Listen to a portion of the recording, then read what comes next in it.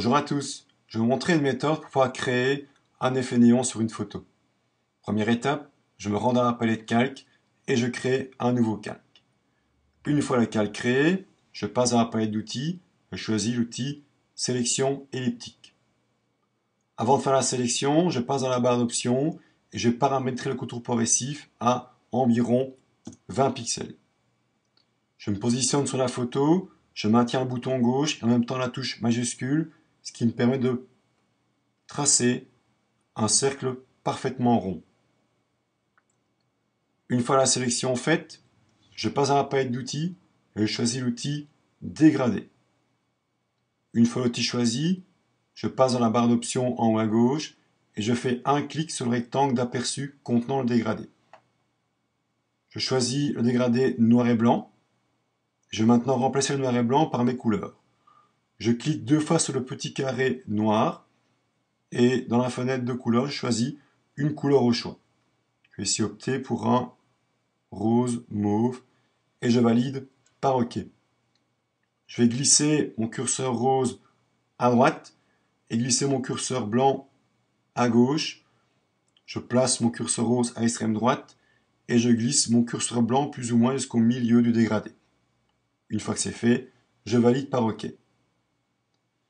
Je repasse dans la barre d'options en haut à gauche et je choisis dans les 5 styles de dégradé le style radial, le style sous forme de cercle.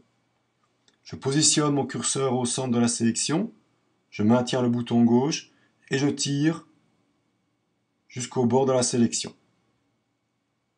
Une fois que c'est fait, je désélectionne via les touches Commande D sur Mac, CTRL D sur PC. Je vais maintenant déformer mon cercle. Pour ça, je fais appel au cadre de transformation. J'enfonce les touches Commande T sur Mac, CTRL T sur PC. Je viens sur le pavé en haut en bas et j'écrase en hauteur mon dégradé. Puis je viens sur le pavé à gauche ou à droite et j'étire mon dégradé en longueur. Quand ça me convient, je valide par Enter. Ensuite, je rajoute un effet de lueur externe autour de mon néon. Je passe dans la palette calque en bas à gauche. Je suis dans le bouton Effet. Je choisis l'effet de lueur externe. Je choisis la couleur de mon choix. Je vais ici prendre un rose comme la couleur de mon effet néon. Et je règle la taille également selon mes goûts. Je vais ici plus ou moins régler à environ 70 pixels de taille. Et je ne modifie pas les autres réglages et je valide par OK. À partir de là, je vais pouvoir maintenant déformer mon effet néon. Pour en faire plusieurs, je vais en faire un double. Commande J sur Mac, CTRL J sur PC. Au double, je vais appliquer une déformation. Il y a plusieurs possibilités. Première possibilité, faire appel au cadre de transformation. Pour cela, j'enfonce les touches Commande T sur Mac, CTRL T sur PC. Ensuite, bouton droit sur mon document. Je choisis dans la liste des déformations, je choisis Déformation. Je passe dans la barre d'options en haut à gauche et dans la case Déformation, je choisis Arc. Une fois l'arc choisi, autour de mon effet néon apparaît un fin cadre avec un pavé que je peux maintenant modifier pour ainsi déformer la courbure de mon effet néon. Dès que ça me convient, je valide par Enter. Deuxième possibilité, je reviens sur mon effet néon original, j'en fais un double, Commande J. Ensuite, je passe dans le menu Filtre et je choisis dans les filtres Déformation et ensuite Zigzag. Dans la fenêtre, d'abord je dézoome avec le petit moins en dessous de ma vignette pour voir mon effet zigzag apparaître.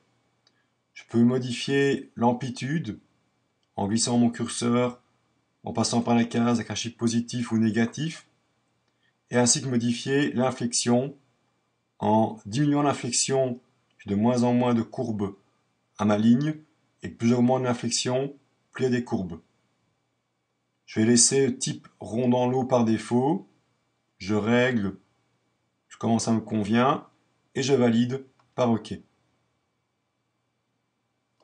Troisième possibilité, je reviens sur mon effet néon original et j'en fais un double en enfonçant les touches Command J. Je me rends dans le menu filtre, je choisis déformation et ensuite je choisis ici tourbillon. Je dézoome dans la fenêtre grâce au petit moins pour reculer et ainsi voir mon effet néon entier. Et ensuite, je règle mon angle de tourbillon. Je peux définir un angle via la case en degrés ou via mon curseur. Dès que ça me convient, je valide par OK. Et voilà le résultat. Quatrième possibilité, je reviens sur mon néon original. Je fais de nouveau un double par commande J ou CTRL J sur PC. Ensuite, je fais appel au cadre de transformation en enfonçant les touches commande T sur Mac, CTRL T sur PC. Je viens en dehors des pavés, donc en dehors du cadre de transformation, et je tourne ma ligne pour faire une ligne parfaitement verticale, et je maintiens pour ça la touche majuscule enfoncée. Quand ça me convient, je valide par Enter. Une fois la ligne verticale, je passe dans le menu Filtre, choisis Déformation et Cisaillement. Apparaît une fenêtre cisaillement avec une grille en haut.